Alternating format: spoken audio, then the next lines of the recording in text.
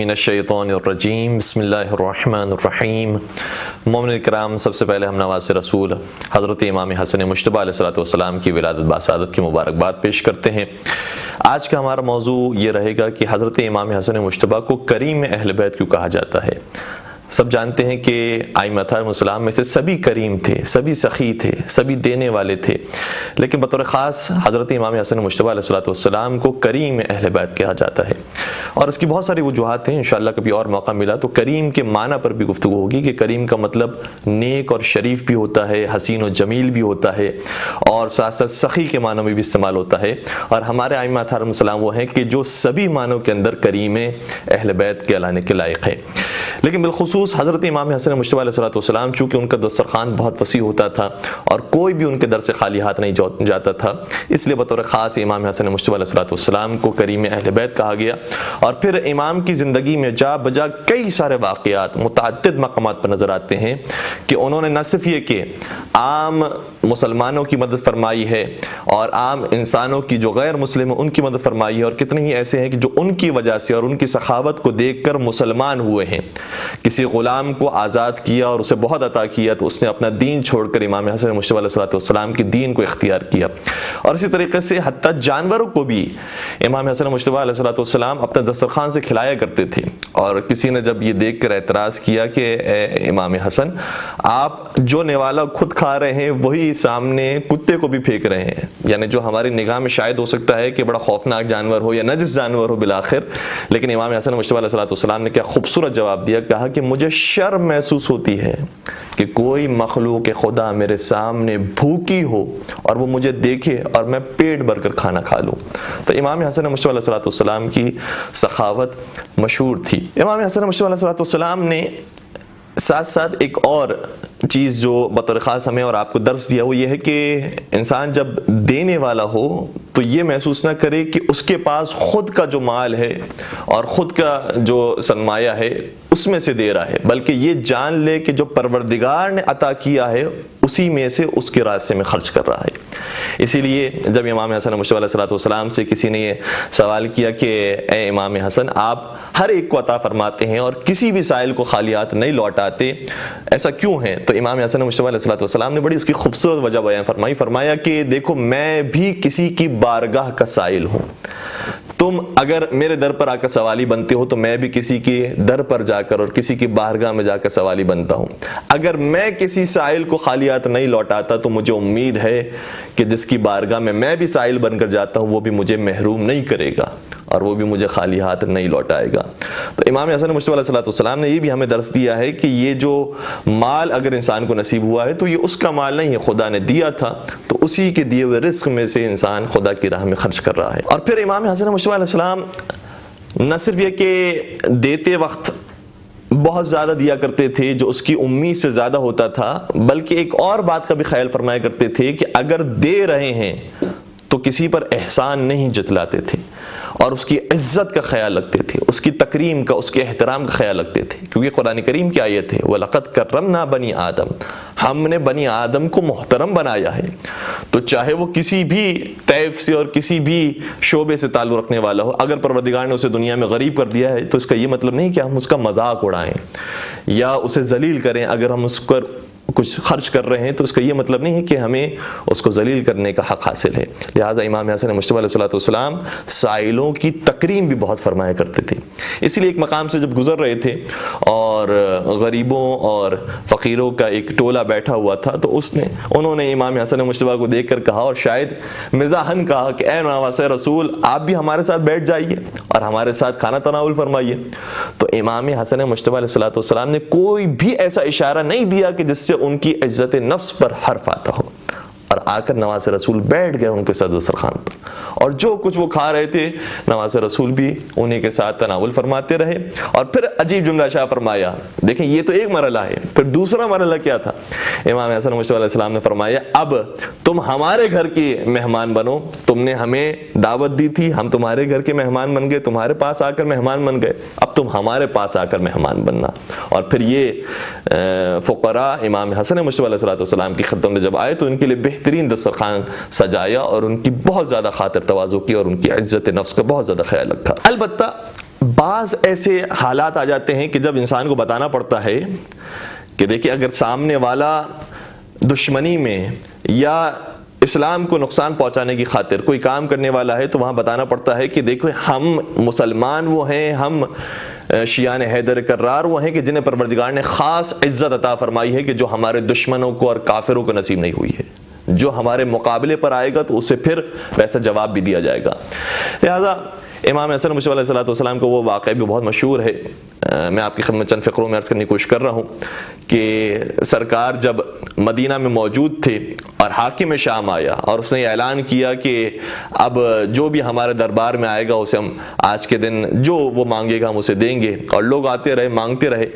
اور اسے بھی شاید توقع نہیں تھی کہ امام حسن بھی تشریف لائیں گے، لیکن امام حسن کسی اور درس کو دینے کے لیے اور کوئی اور پیغام دینے کے لیے وہاں پر تشریف لائے تھے.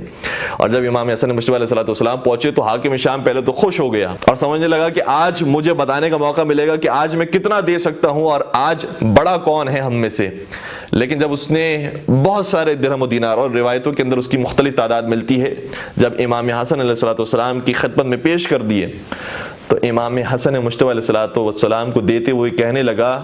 کہ ہذا یا ابا محمد وانا ابن ہند، اے ابو محمد حسن ابن علی اسے لے جاؤ کیونکہ میں ہندا کا بیٹا ہوں. تو امام حسن مصطفیٰ علیہ السلام پلٹے اپنے گھر کی طرف، اور جو امام کی جوتیاں سیدھی کر رہا تھا امام نے فرمایا جو اس نے دیا تھا وہ میں نے تجھے دے دیا. اور پھر آگے شاہ فرمایا وَأَنَا ابن فاطمہ بنت رسول اللہ، جان لو اگر تو ہندا کا بیٹا ہے تو میں تو فاطمہ زہرا جو بنت رسول ہیں ان کا بیٹا ہوں، لہذا ہمارے مقابلے پر تو کبھی نہیں آ سکتا. اور یہ بھی بتا دیا کہ نہ صرف یہ کہ میری ماں پاک و پاکیزہ تھی، بلکہ میری ماں وہ ہیں اور میری مادر گرامی وہ ہیں کہ جن کا تعلق رسول خدا سے ہوتا ہے، جن کا تو بھی کلمہ پڑھتا ہے اگر تو اپنے آپ کو مسلمان کہتا ہے. تو امام حسن مصطفیٰ علیہ السلام نے جہاں پر انسان کو موقع ہوتا ہے کہ وہاں اپنی عزت کا، اسلام کی عزت بچانے کی خاطر، مسلمانوں کی عزت بچانے کی خاطر وہاں پر ایسا اقدام کرے کہ دشمن یہ نہ سمجھے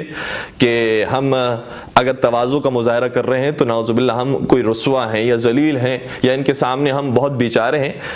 اس کانسیپٹ کو دور کرنے کے لیے امام حسن نے اپنے پورے وقار کا اظہار وہاں پر فرمایا. اسی لیے شاید کسی نے آ کر یہ اعتراض بھی کیا امام سے کہ آپ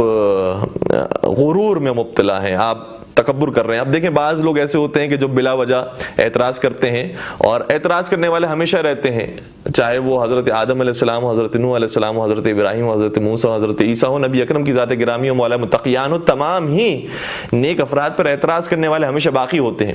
لیکن دیکھنا پڑتا ہے کہ امام عالی مقام نے، امام حسن علیہ السلام نے کون سا فعل اور کس موقع پر انجام دیا ہے. لہٰذا امام حسن نے جب اپنی عزت کا وہاں پر خیال رکھا اور کسی نے اعتراض کیا کہ آپ غرور تکبر میں مبتلا ہیں، تو امام حسن نے فرمایا کہ قرآن کریم میں کہتا ہے کہ فَلِلَّهِ الْعِزَّةُ وَلِرَسُولِهِ وَلِلْمُؤْمِنِينَ، کہ عزت اللہ کے لیے ہے، اس کے رسول کے لیے ہے اور صاحبان ایمان کے لیے ہے. تو عزت تو ہے ہی خدا، رسول اور صاحبان ایمان کے لیے، لہٰذا ہم نے عزت کا ہمیشہ اظہار کیا ہے کفر کے مقابلے پر. تو امام حسن مصطفیٰ علیہ السلام نے صرف سخاوت ہی کے میدان میں ہمیں کتنے درس دیے ہیں. اور پھر امام کی اگر خود معاشی زندگی کو دیکھا جائے جو ہمارا بالخصوص موضوع بھی ہے، تو ایک طرف سے امام کا دسترخوان بچا ہے دنیا والوں کے لیے، دوسری طرف سے روایت یہ کہتی ہے اور ظاہراً حضرت ابن عباس کا جملہ یہ ہے کہ وہ آئے امام کے دسترخوان پر، کہنے لگے کہ اے نواز رسول آپ کا دسترخوان کتنا سادہ ہے، آپ کتنی سادہ غذائیں تناول فرما رہے ہیں، صرف جو کی روٹی ہے، سرکہ ہے، سبزی ہے،